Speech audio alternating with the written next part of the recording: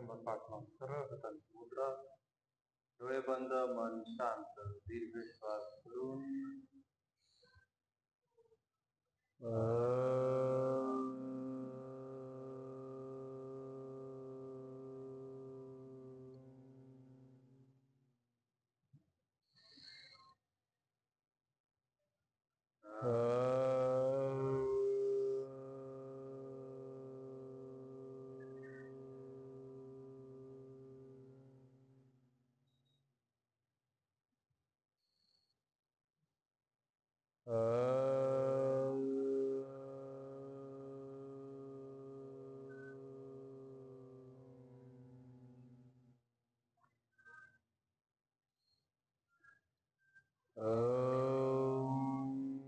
कृष्णाय वासुदेवाय हरये परमात्मने प्रणतः क्लेशनाशाय गोविंदाय नमो नमः।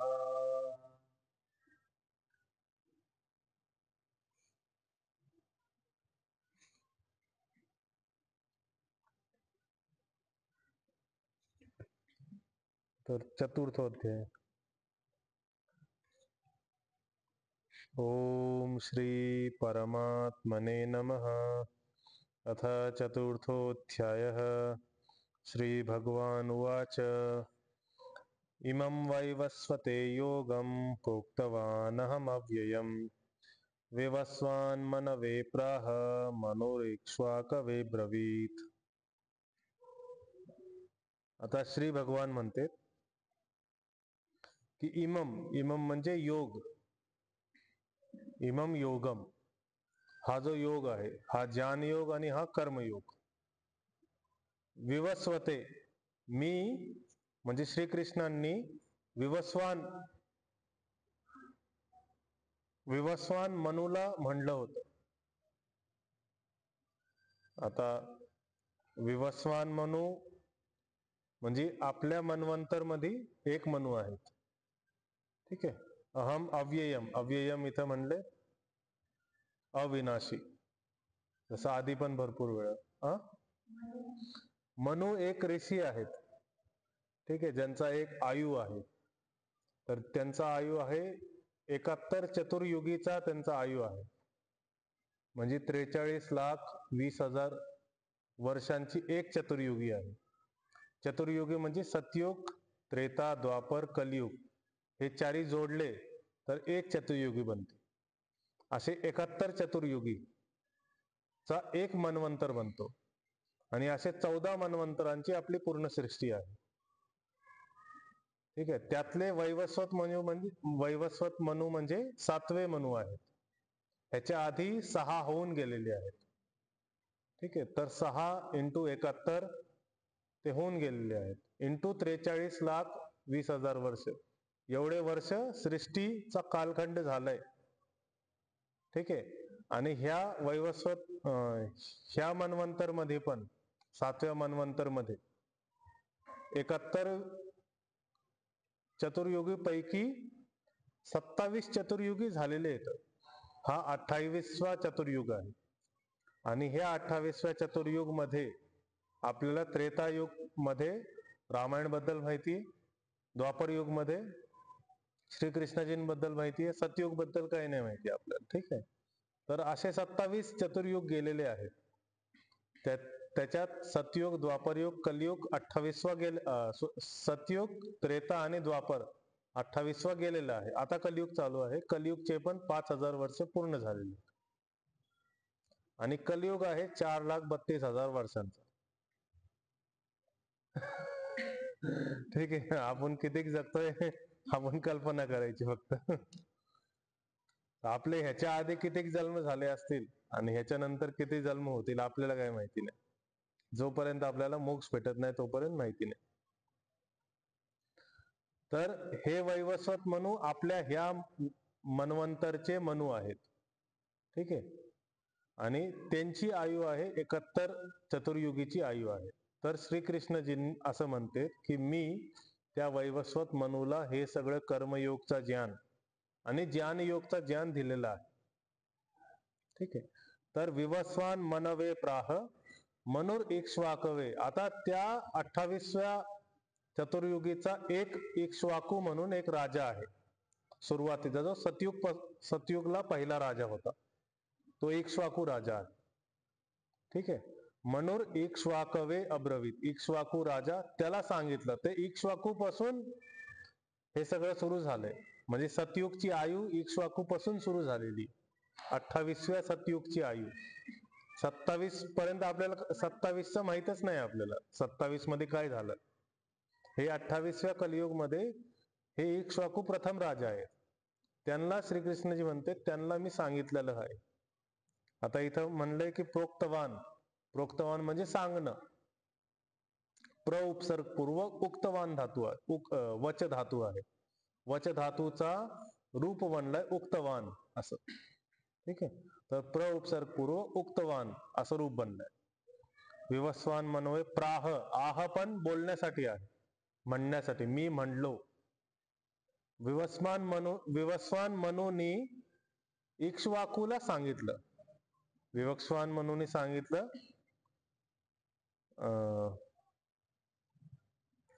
म्हणून इक्ष्वाकवे अब्रवीत सांगितलं. ठीक आहे. अब्रवीत हा पण वच धातूचाच रूप आहे. उक्तवान हा पण वच धातूचाच रूप आहे. आह हा पण वच धातूचाच रूप आहे. ठीक आहे. तर हे 3 वेगळे वेगळे रूप आहेत फक्त एकाच धातूचे. काही सूत्रांमुळे ते रूप बनून जाते. तर इथं पण प्रोक्तवान मध्ये पण प्र उपसर्ग आहे, प्राह मध्ये पण प्र उपसर्ग आहे. अब्रवीत मध्ये हा भूतकाळची क्रिया आहे. प्राह पण भूतकाळची क्रिया आहे आणि प्रोक्तवान पण भूतकाळची क्रिया आहे. ठीक आहे. तर इथं सिक्वेन्स आहे की श्रीकृष्णजींनी वैवस्वत मनूला सांगितलं. वैवस्वत मनूनी इक्ष्वाकूला सांगितलं आणि इक्ष्वाकू पासून आता ज्ञान हळूहळू पसरतोय. तर एवढ्या ह्या श्लोकाचा अर्थ आहे.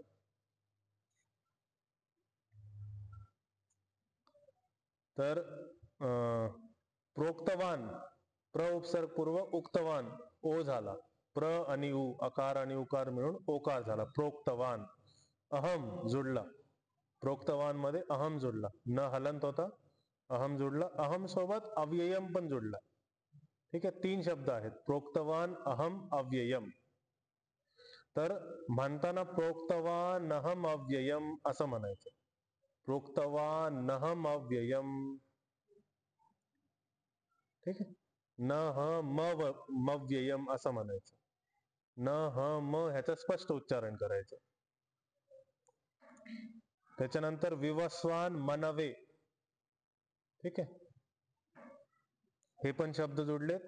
आणि मनोर इक्ष्वाक. मनुहू विसर्ग होता, विसर्गला र झाला, र इक्ष्वाकू सोबत जोडला. मनोर इक्ष्वाकवे. इक्ष्वाकू के लिए चतुर्थी विभक्ती आहे. के लिए चतुर्थी विभक्ती दान देण्यासाठी येते किंवा कोणासाठी आदरपूर्वक बोलण्यासाठी येते. संप्रदान. चतुर्थी संप्रदाने.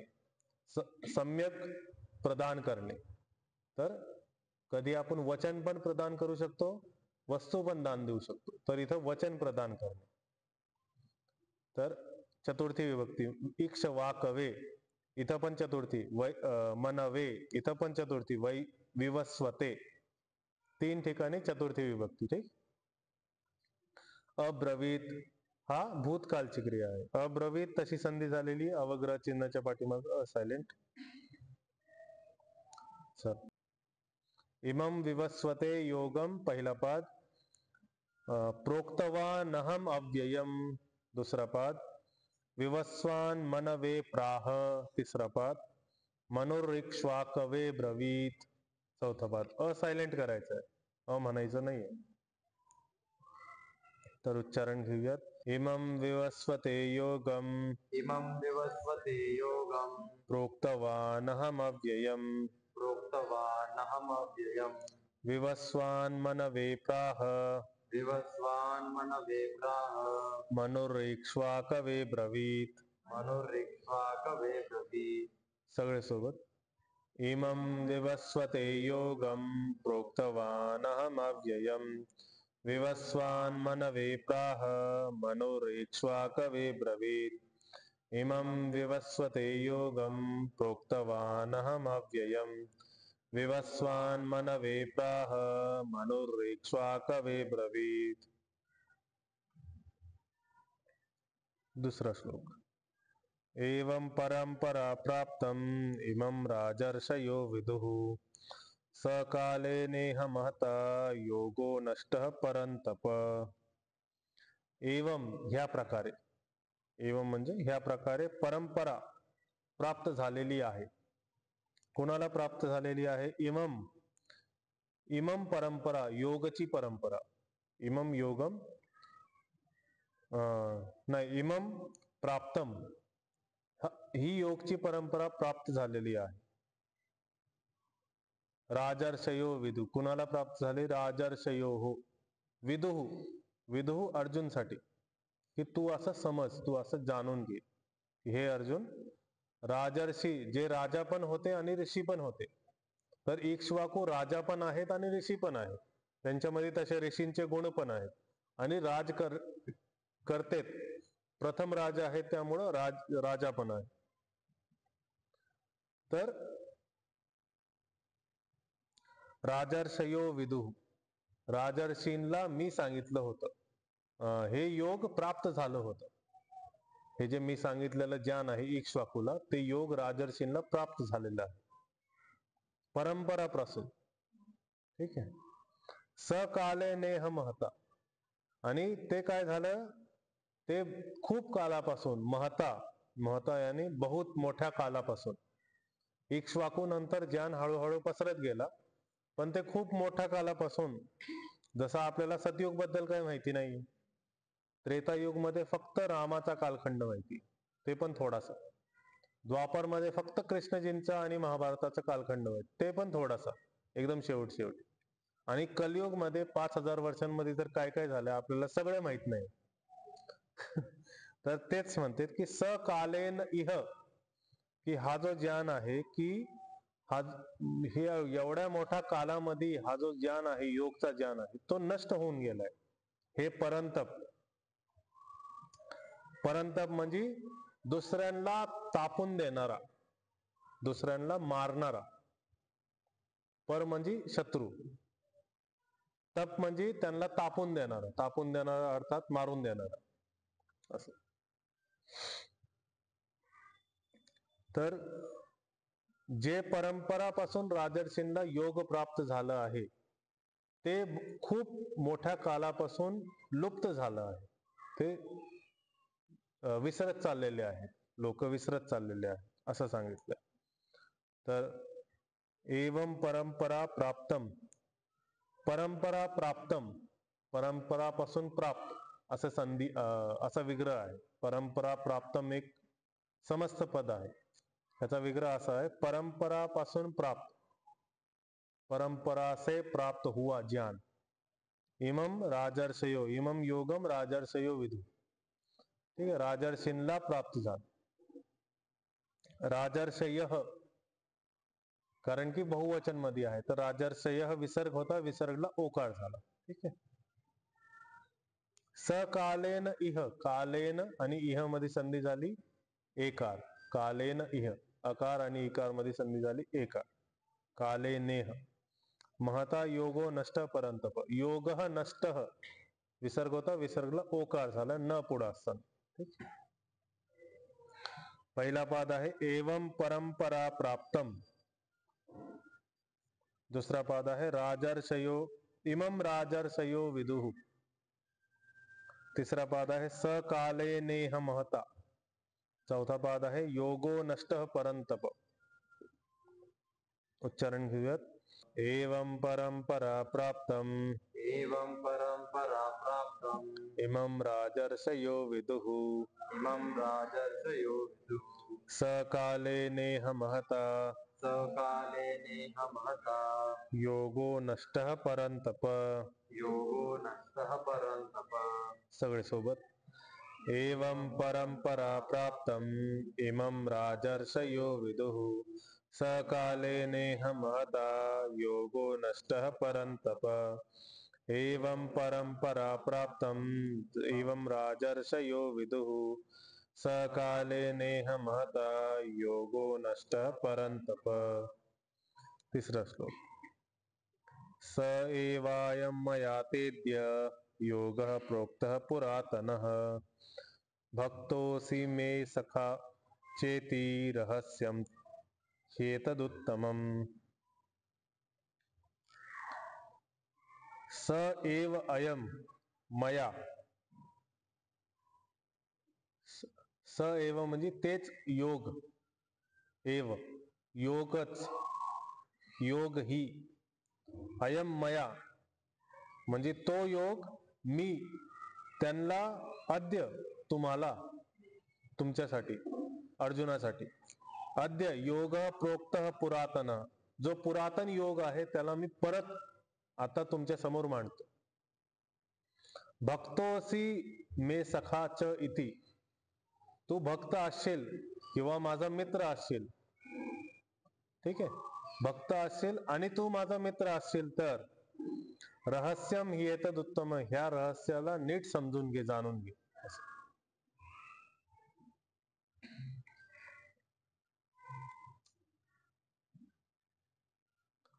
तर एव आणि अयम मध्ये संधी झाली. एव अयम, एवायम. मया ते आणि अद्य मध्ये संधी झाली. अवग्रह चिन्हाच्या पाठीमाग सायलेंट झालं. ते अद्य. अद्य म्हणजे आज, ठीक आहे. स म्हणजे वह, एव म्हणजे ही, अयम म्हणजे हा ज्ञान, ठीक आहे, किंवा हा वस्तू, सर्वनाम आहे. स सर्वनाम आहे, अयम सर्वनाम आहे. मया म्हणजे माझ्याकडून म्हटलं गेलं. ते तुझ्यासाठी, माझ्याकडून तुझ्यासाठी. अद्य आज, ह्या काळी. योग, अयम योग, अयम योग सोबत जुडलाय, ठीक आहे. अयम सर्वनाम आहे, योग सोबत जुडलाय. प्रोक्त, मया प्रोक्त, मी म्हणलो. पुरातन, पुरातन ज्ञान, पुरातन योग मी म्हणलो. भक्तो असी, भक्त आहे, तू भक्त आहे. मे, माझा भक्त आहे. सखा च इति, सखा च इति, अजून सखा पण आहे. तर इति, इति म्हणजे असं असला तर, ठीक आहे. रहस्यम ही एतद उत्तमम. हा रहस्य खूप उत्तम आहे, श्रेष्ठ आहे, ठीक आहे. तर एव आणि अयम मध्ये संधी झाली. ते आणि अद्य मध्ये संधी झाली. भक्तो असी, भक्त, विसर्गला ओकार झाला आणि संधी झाली. अवग्रह चिन्हच्या पाठीमाग सायलेंट. सखाच इति, च आणि इति मध्ये संधी झाली. चेती. रहस्यम ही एतद, ही आणि एतद मध्ये संधी झाली. ही एतद, ठीक आहे. आधी पण आलेले आहेत असे शब्द. तर ही एतद उत्तमम शब्द जोडलाय. तर पहिला पाद आहे स एवायम मया तेद्य, ठीक आहे. तर उच्चारण करताना स एवायम मया, ते आणि अद्य नाही म्हणायचं, तेद्य असं म्हणायचं. तेद्य पहिला पाद.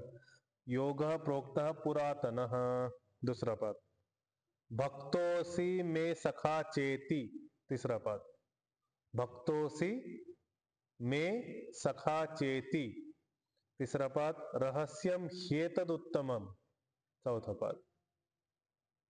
ही एतद उत्तमम असं आहे, पण ह्याला आपण संधी करून म्हणू. ही एतद उत्तमम. थोडस फास्ट मध्ये म्हणलं तर संधी आपोआप जोडून जाते. उच्चारण घेऊयात. स एवायम मया तेद्य स एवायं मया तेद्य योगः प्रोक्तः पुरातनः योगः प्रोक्तः पुरातनः भक्तोऽसि मे सखा चेति भक्तोऽसि मे सखा चेति रहस्यं ह्येतदुत्तमम्. रहस्यं ह्येतदुत्तमम्. सगळे सोबत. स एवायं मया तेद्य योगः प्रोक्तः पुरातनः भक्तोऽसि मे सखा चेति रहस्यं ह्येतदुत्तमम्. स एवायं मया तेद्य योगः प्रोक्तः पुरातनः भक्तोऽसि मे सखा चेति रहस्यं ह्येतदुत्तमम्. आता हा चौथा अध्याय असा अध्याय आहे ज्यामधले श्लोक जास्त तुम्हाला ऐकायला पण नाही भेटणार आणि जास्त फेमस पण नाही येतात. ठीक आहे, फक्त एक यदा यदा ही धर्मस्य तो एक श्लोक आहे जो आता 7वा 8वाच आहे, तो एक तुम्हाला ऐकायला भेटेल. बाकी श्लोक तुम्हाला ऐकायला भेटणार नाही. का की ह्यामध्ये दिव्य ज्ञान म्हणजे श्रीकृष्णाचं ज्ञान हा दिव्य काय, भगवद्गीताचं ज्ञान हा दिव्य काय, हा अनंत काय, हा ईश्वराचा ज्ञान का आपण मानला पाहिजे, समजला पाहिजे, ह्या सगळ्या गोष्टी सांगितल्या. त्याचा महत्ता सांगितलेली आहे ह्या अध्यायामध्ये. ह्या ज्ञानची महत्ता सांगितली, ज्ञान नाही सांगितलं, ज्ञानची महत्ता सांगितली. त्यासाठी आपल्याला ज्ञानचे काय काय प्रकार असतात, कोणत्या कोणत्या प्रकारचं ज्ञान असतं आणि त्याच्यामध्ये कसं कसं लोक त्याला गुरु परंपराच्या अनुसार किंवा वेगळ्या वेगळ्या परंपराच्या अनुसार त्याला पुढं पुढं सांगतात. तर 2 प्रकारचे ज्ञानचा उल्लेख आहे, पुढे येणार आहे 2 प्रकारचे ज्ञानचा उल्लेख आहे. एक तर जो बेसिक नॉलेज ज्याला म्हणतो, जो सर्वत्र सगळीकडं एकसारखा अप्लाय होणार, जसं फिजिक्स आहे, केमिस्ट्री आहे, यांचे जे एकदम खालच्या एकदम बेसिक स्थळावर जे ज्ञान आहे, जे नॉलेज आहे, तो नॉलेज सगळीकडे अप्लाय होतो, तो सर्वत्र एकसारखा अप्लाय होतो. आणि जसं जसं आपण डायमेन्शन मध्ये चेंज करतो, जसं असं आपण पुढे येतो, एक पिढी वर येतो, एक स्टेप वर येतो, तसं तसं ते ज्ञान विकृत होतं आणि ते विकृत झाल्यामुळं त्याचे सिच्युएशनच्या अनुसार, परिस्थितीच्या अनुसार ते ज्ञानची महत्ता पण बदलून जाते. समजतंय? जसं श्रीकृष्णाने याच्यामध्ये सांगितलं पहिल्या श्लोकमध्ये की मी हे ज्ञान आधी विवस्वानला, कोणी म्हणतंय की विवस्वान हे मनूचंच एक विवस्वान मनू असे होते, पण पुस्तकांमध्ये काय दिलंय की सूर्यदेवला विवस्वान सांगितलं. तर कृष्णाने आधी हा ज्ञान सूर्यदेवला दिला. सूर्यदेव म्हणजे जे सूर्य आहेत ते, जेवढे प्रकारचे सूर्य आहेत सगळ्यांमध्ये असं म्हणलं जातं, आता किती खरं आहे किती खोटं आहे ते आपल्याला रिसर्च केल्यावर आजच्या काळामध्ये आपल्याला समजेल, पण सूर्यमध्ये पण जीव आहेत आणि सूर्यामध्ये पण वेगळ्या वेगळ्या प्रकारचे कॉन्शियसनेस आहे आणि ते कॉन्शियस असल्यामुळं, ते चेतना शक्ती त्यांच्यामध्ये असल्यामुळं त्यांना ज्ञान कसा प्राप्त झाला की त्यांनी सगळ्या गोष्टी पाहिल्यात. आपल्याला इथं असं समजणं गरजेचं आहे, इथं श्रीकृष्णाने काळ, टाइम स्पेस, काळ म्हणजे स्पेस अँड टाइम दोन्ही पण, म्हणजे जागा पण आणि वेळ पण, हे दोन्ही एकसारखंच आहे. याचं एकदा पाठीमागं आपण केलं होतं, परत एकदा समजून घेऊ की जागा आणि स्पेस एकसारखी कशी असते. की जर पृथ्वी इथून, इथं आहे पृथ्वी, ठीक आहे, आणि इथून जर इथं आली तर इथं यायची ही एक जागा आहे प्लस ही एक वेळ आहे.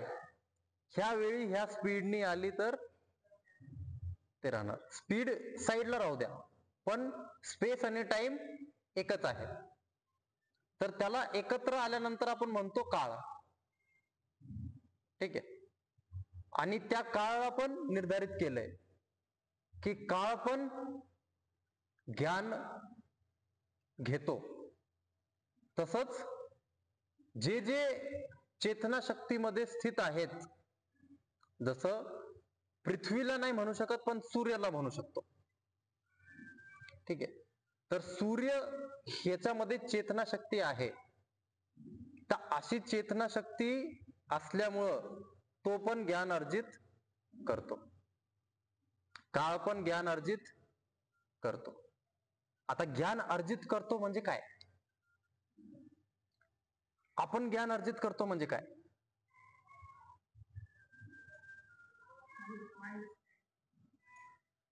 अंडरस्टँड तो विषय सगळा माइंडचा झाला. ज्ञान अर्जित करतो म्हणजे मी इथं हात लावला, मला गार लागली, हे ज्ञान आहे. हा जो मला माझ्यासोबत कनेक्ट झाला, जो बाहेरच्या गोष्टी माझ्यासोबत कनेक्ट झाल्या, हे कनेक्ट झाल्या आणि माझ्यामध्ये स्थित झाल्या, कनेक्ट झाल्या फक्त, स्थित नाही झाल्या तरी पण तो ज्ञान आहे. ठीक आहे. तर कृष्ण किंवा परमात्मा नी ब्रह्मला आधी ज्ञान दिलं. मग ह्या युगमध्ये सूर्याला आधी दिलं, सूर्यापासून मग मनूला दिलं, जे मनु काळ आहे. मग मनुनी पहिल्या राजाला दिलं. तो पहिला राजा इक्ष्वाकू होता. ठीक आहे. तर पहिलं ज्ञान जे दिलं ब्रह्माला किंवा त्याच्यानंतर सूर्याला, त्यांनी असं का म्हणलं की सूर्याला ज्ञान दिलं, ब्रह्माला ज्ञान दिलं? की ब्रह्मानी ज्या गोष्टी पाहिल्यात सुरुवातीपासून, त्यांच्या लहानपणीपासून, ते त्यांना माहीतच असणार. त्यांच्या ब्रह्मांडमध्ये ज्या ज्या गोष्टी घडल्या त्या सगळ्या गोष्टी त्यांना माहिती. त्याच्यामुळे त्यांना त्या ब्रह्मचा सगळा ज्ञान आहे, त्या ब्रह्मांडचा सगळा ज्ञान आहे. आपल्या सोलर सिस्टम मध्ये आलो तर आपल्या सूर्याला आपल्या सोलर सिस्टमचा सगळा ज्ञान आहे. कसं ज्ञान आहे?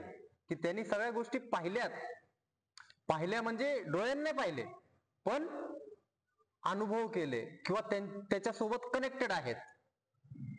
त्याच्या मंडळामध्ये जर एक प्लॅनेट फिरतोय तर त्या प्लॅनेटच्या उगम पासून अंतपर्यंत सूर्याला सगळ्या गोष्टी माहित असणार. एकदा तो प्लॅनेट सूर्यमंडलच्या बाहेर गेला की सूर्याचा त्याच्यासोबत कनेक्शन संपला. तर सूर्याला कुठपर्यंत नॉलेज आहे, ज्ञान आहे त्याविषयी, तो जिथून जॉईन झाला आणि जिथपर्यंत राहिला तिथपर्यंत.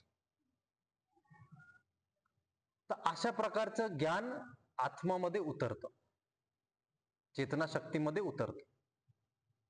मला जरी बोलता नाही आलं, मला जरी समजत नाहीये, मला जरी कळत नाहीये, काहीच नाही, मला डोळे नाहीये, मला काहीच नाहीये, माझं माइंड पण नाहीये, तरी पण फक्त चेतना शक्तीद्वारे मी सांगू शकतो की हे वेगळं आहे, हे वेगळं आहे, अनुभवाच्या द्वारे.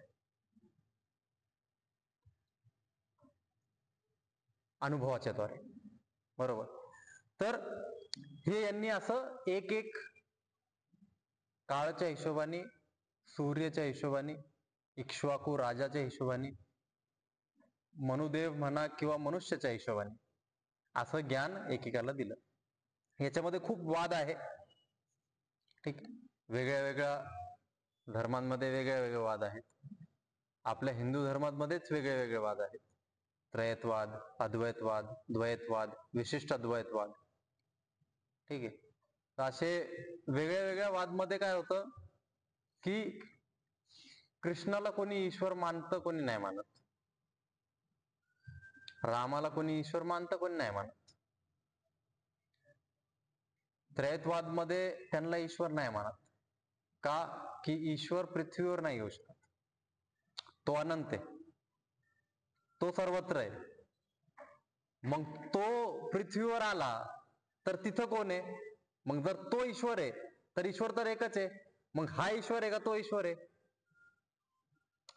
तर हे कन्फ्युजन असल्यामुळं ते काय म्हणतात की हे जे आले होते राम कृष्ण, हे सगळे मनुष्यच होते, पण त्यांना चांगलं ज्ञान होतं, त्यांच्यामध्ये सिद्धी होती, त्यांची चेतनाची शक्ती खूप उच्च स्तरची होती, असं ते म्हणतात.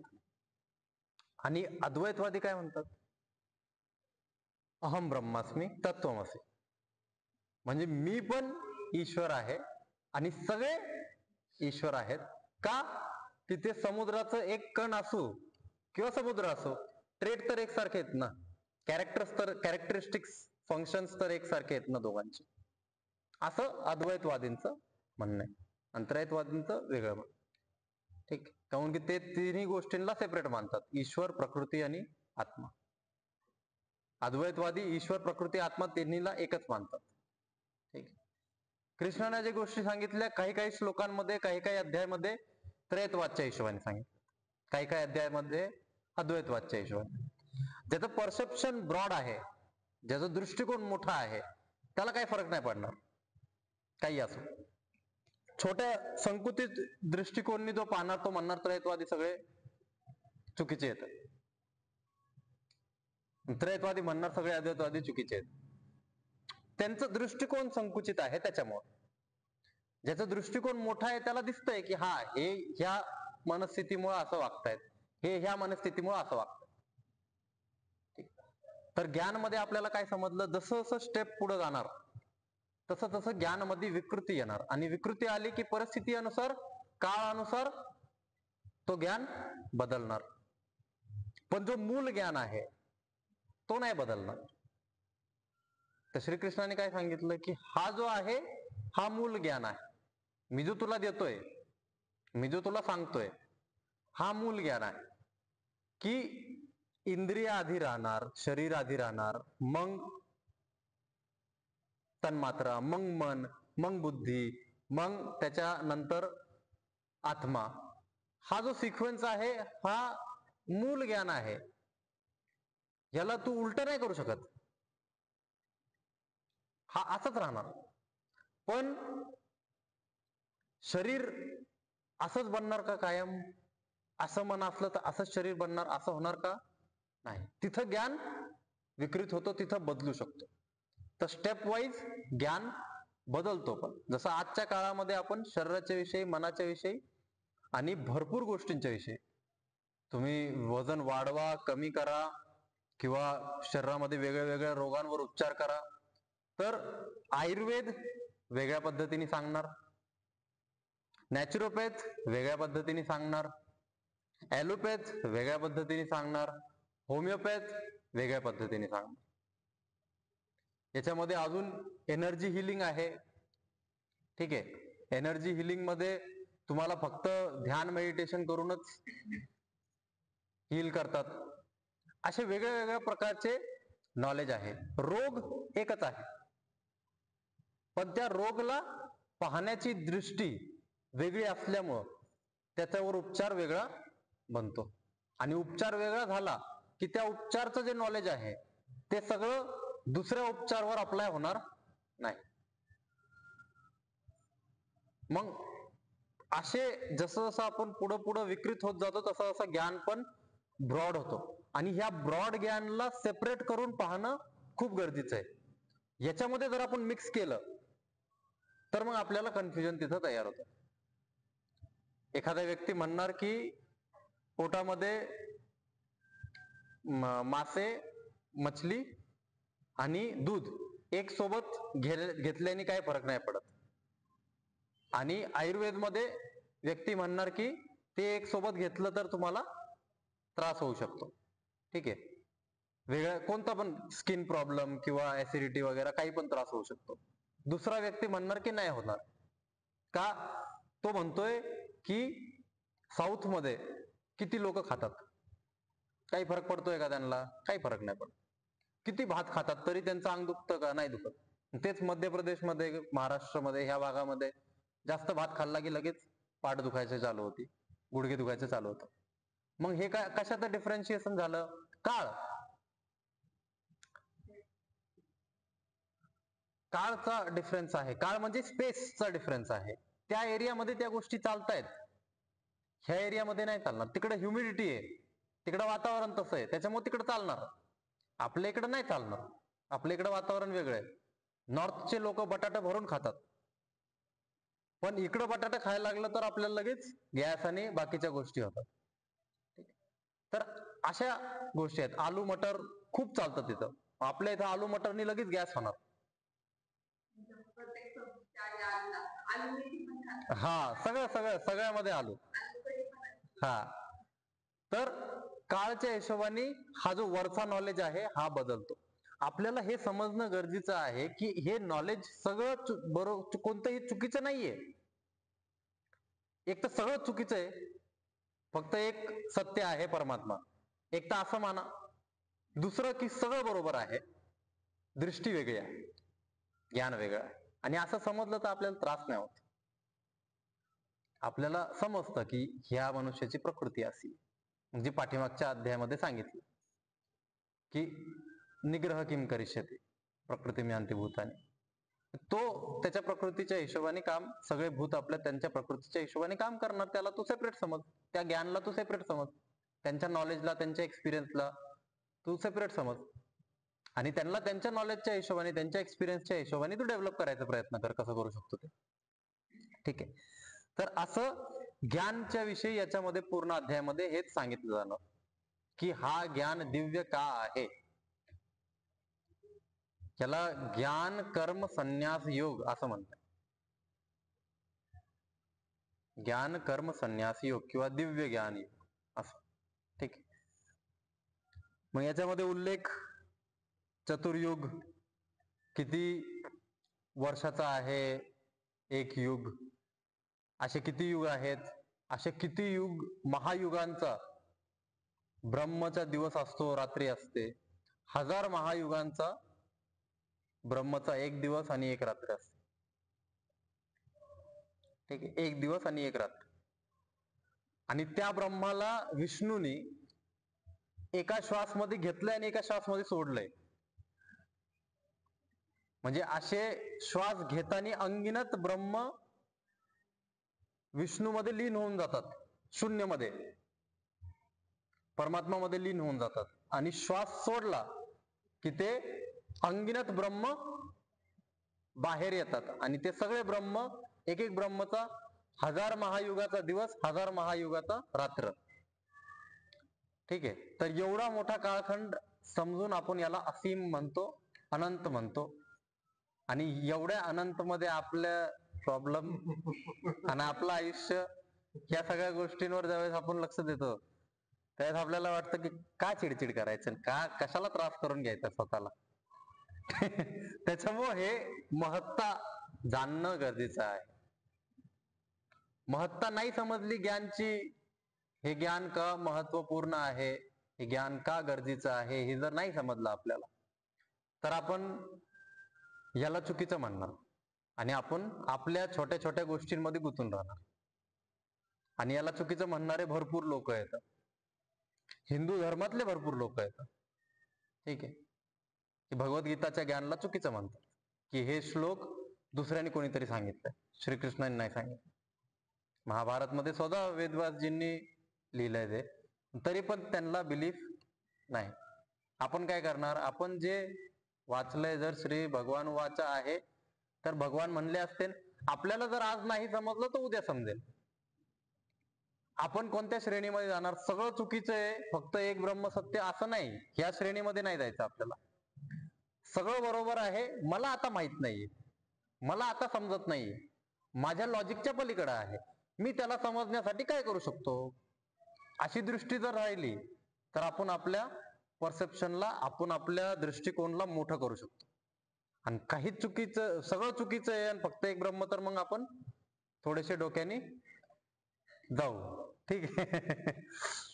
तर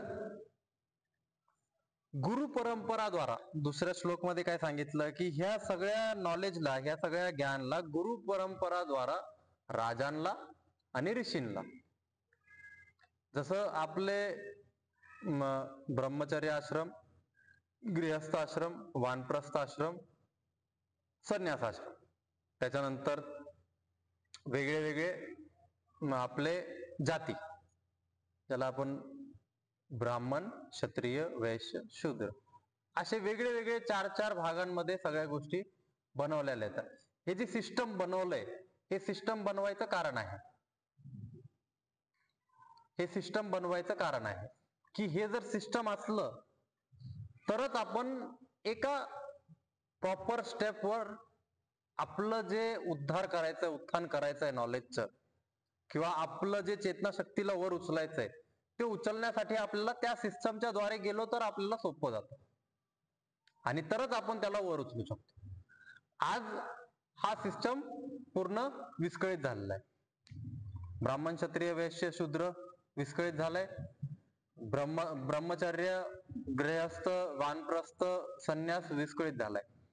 ह्या सिस्टम बनवायचं कारण आहे की तुम्ही ह्या सिस्टम मध्ये उतरा आणि त्या सिस्टम मध्ये उतरल्यानंतर तुम्ही तुमची चेतनाची शक्ती वर उचला आणि ह्या प्रकारे तुम्हाला तुमची चेतनाची शक्ती वर उचलण्यासाठी सोपं जाईल की तुमच्या शरीराचे जेवढे गोष्टी आहेत सगळ्यांचा थोडा थोडा भोग करून तुम्ही जाणू शकता, तुम्ही पुढे जाऊ शकता, तुम्ही वाढू शकता.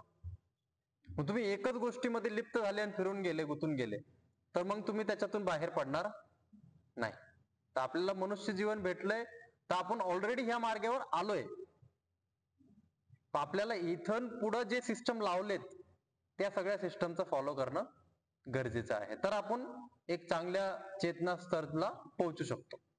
ठीक आहे. तर हे काय आहे, परंपरागत हे सगळं ज्ञान राजांना, ऋषींना दिलं गेलं आणि कालक्रम, जसं मी सांगितलं की कालक्रम मध्ये ही परंपरा जी होती ती छिन्न भिन्न झाली, विकृत झाली. कशी विकृत झाली?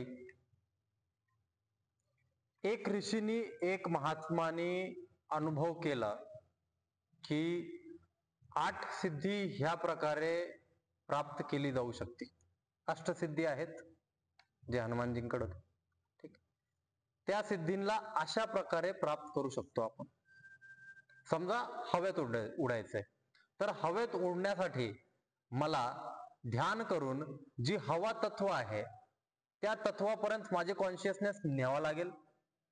मग त्या तत्वामध्ये माझी चेतना शक्तीला ढाळून मला माझ्या शरीराचं असं आकार प्रकार बनावा लागेल की ती हवामध्ये उडू शकेल.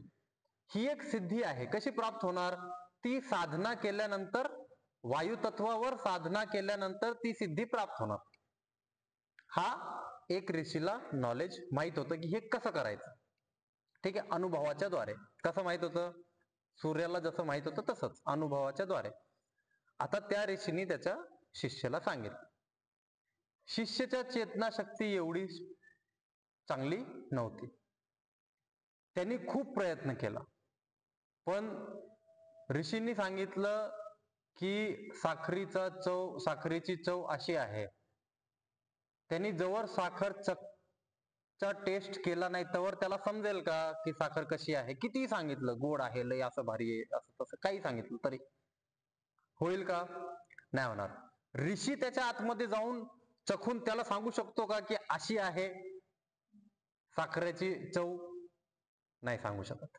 मग ह्या दोन्ही गोष्टीचा डिफरन्स असल्यामुळं इथं काय झाले, परंपरागत असून पण सगळं जे ज्ञान होतं, जे गुह्य ज्ञान होतं, मेन जो बेस ज्ञान होतं तो विस्मृत झाला, विकृत झाला, बदलला. आज पण मी ज्या गोष्टी तुम्हाला सांगतोय त्या सगळ्या गोष्टी एक्झॅक्टली तशाच नसणार आहेत.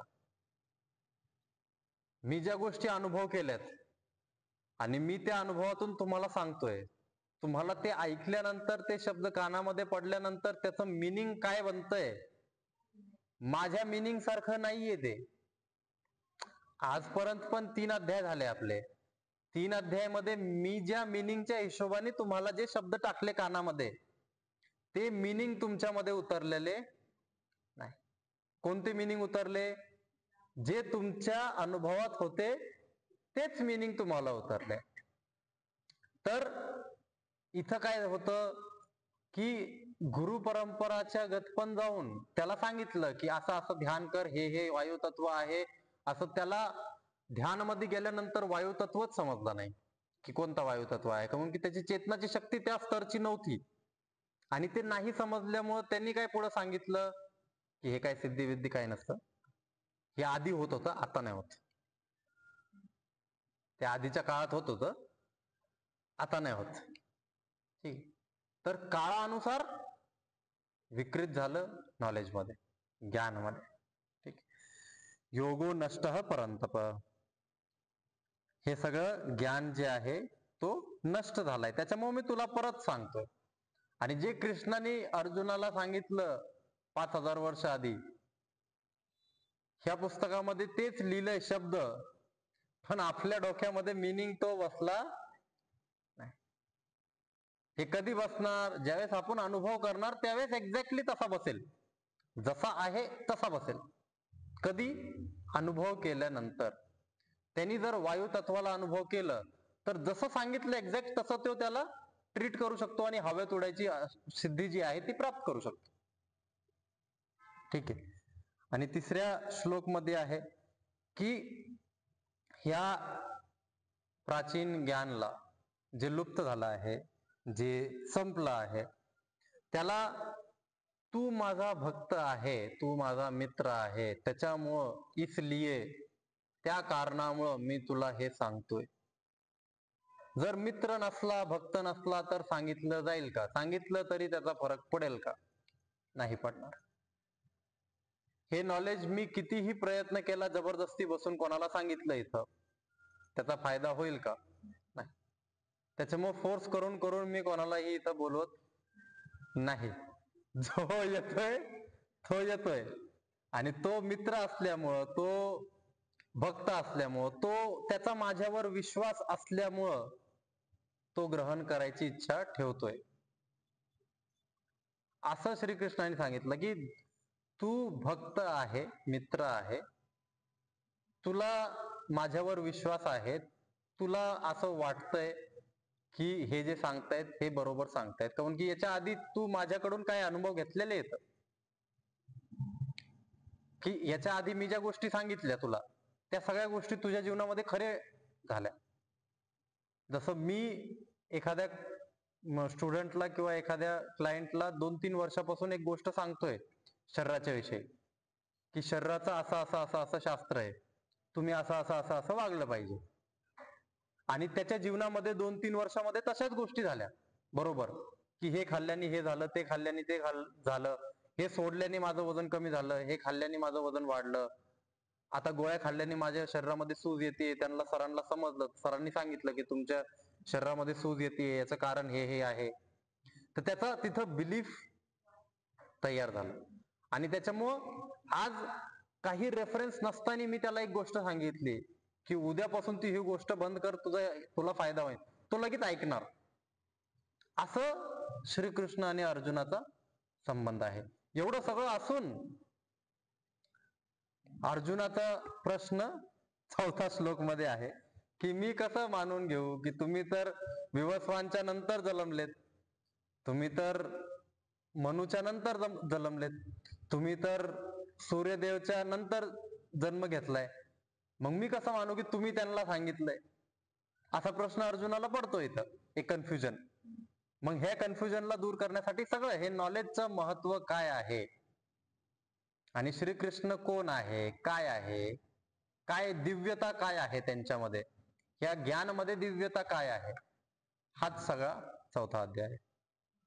ठीक. काही प्रश्न असतील तर विचारा.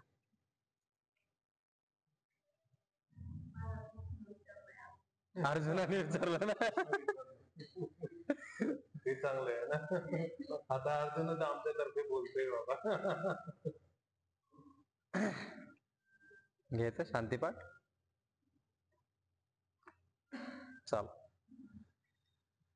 कंबरपाठ, मान सरळ, हातांची मुद्रा, डोळे बंद, मन शांत, दीर्घ श्वास भरून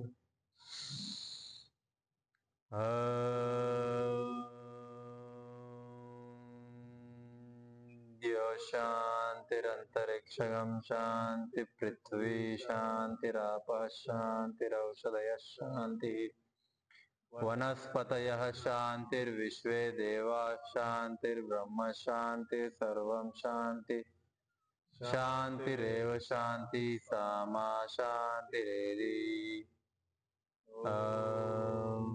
शांति शांति शांति.